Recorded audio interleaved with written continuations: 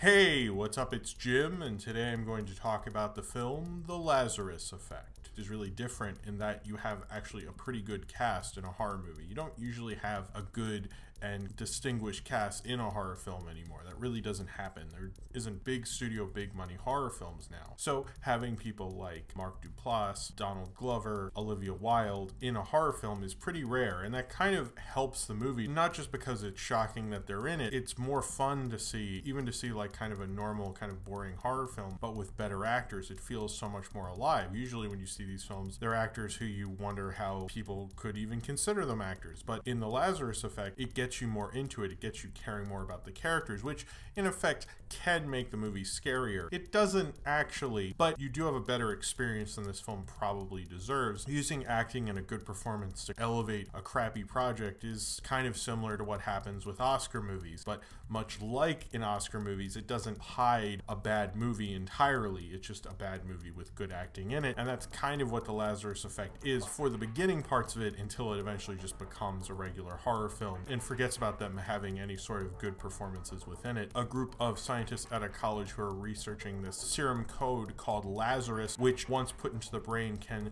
theoretically bring someone back from the dead, or at least for a little bit, so that surgeons could have more time if something bad happens. They're experimenting mostly on animals, and they actually bring a dog back to life. Soon after that, their lab and all its notes are taken away by this corporation that suddenly buys the college and takes all their research away. Then they decide that night to go back and prove, since they have no proof anymore, that it's their experiment by bringing back one of the dead animals that they still have. They try to do that, but unfortunately Olivia Wilde dies, and Mark Duplass and her character were actually going to get married but delayed it to work on this experiment after they got a grant, and he very much loves her and decides they're going to bring her back using the Lazarus serum. They bring her back, but she's suddenly not all there. Her brain activity is going crazy, and she suddenly can do all these crazy things with her minds that humans aren't necessarily normally supposed to do, and they have to find their way out of this lab, which they end up being locked in and hopefully survive, as they're not exactly sure what came back or what environment she was in while she was dead and what she came back from. Jason Blum and Blumhouse are the kind of production company that make cheap horror films. They've made The Purge,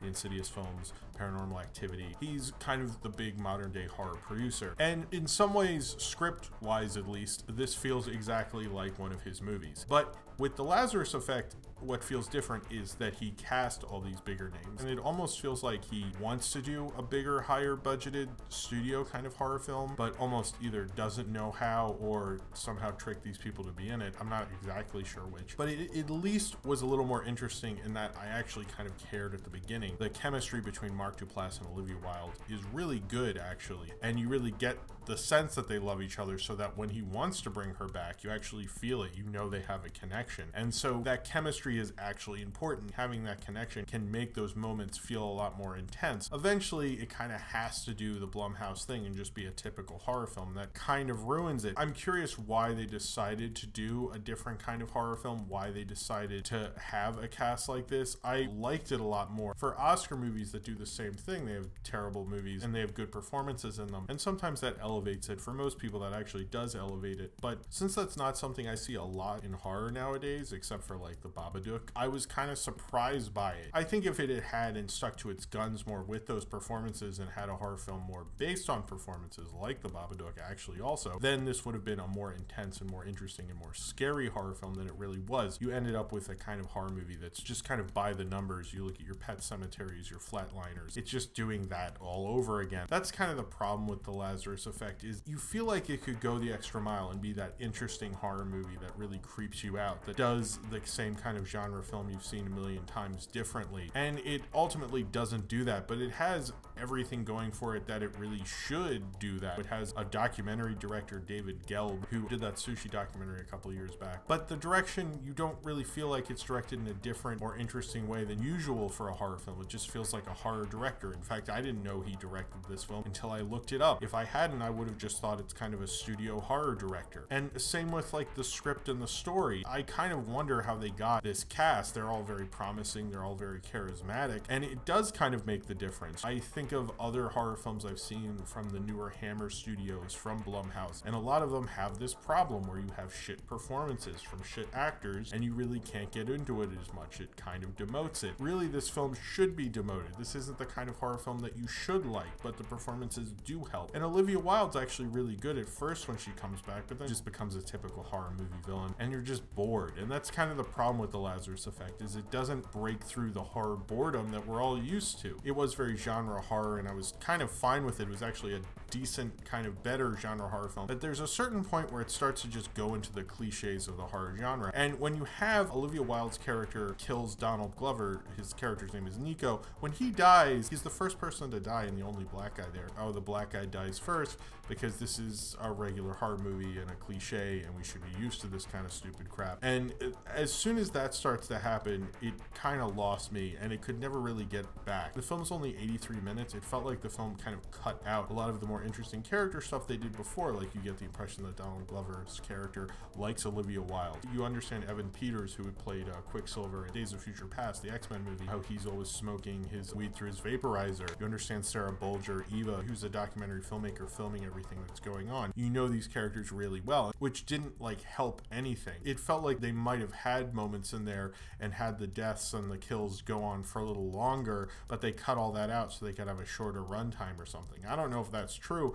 but this did feel noticeably cut down. It felt like all the interesting stuff they were doing with the character before, not that it was incredibly interesting, but for a movie like this it was, it just kind of streamlined and went through and moved quickly. And in a lot of ways it's nice because it doesn't overstay its welcome and you don't get too bored and you can like kind of move on and go, okay, fucking finally I can get out of this fucking place. It's like really disappointing. If you watch the opening scenes, if you watch the beginning scenes, there's a real promise to this. And I think when you see a film that kind of has promise and doesn't actually succeed on it, it's really disappointing. And I think The Lazarus Effect goes from a different kind of horror film, a horror film you think that could be different from the typical horror films we have nowadays, where they usually just cast a bunch of no names who aren't very charismatic. And then you have all these charismatic people kind of elevating this film, but then the film almost stops that from ever happening because it has to be this genre flatliners ripoff kind of a movie, and that just kills it. That's the thing that hurts the most about Lazarus Effect. But certainly it is a been there, done that kind of concept. There isn't too much original stuff you could probably have done with it. Some documentary directors come over to live action and they make very cliched, very genre kind of films. It's almost like they play it incredibly safe, even if they might be a lot more interesting as a documentary filmmaker. They become a lot less interesting as live action filmmakers. In this, it feels like he could be an interesting live action director, and he kind of gets certain ideas behind it that could really work, but it doesn't fully really catch on to be a really good, interesting horror film. And all the interesting things about it really weren't the horror, it was the characters, which is an odd thing. In a lot of ways, it's a really different kind of horror film and has the elements that could make a good horror film, but it kind of refuses to be. It wants to be a genre horror film. It was like, cannot compute, must be normal horror movie,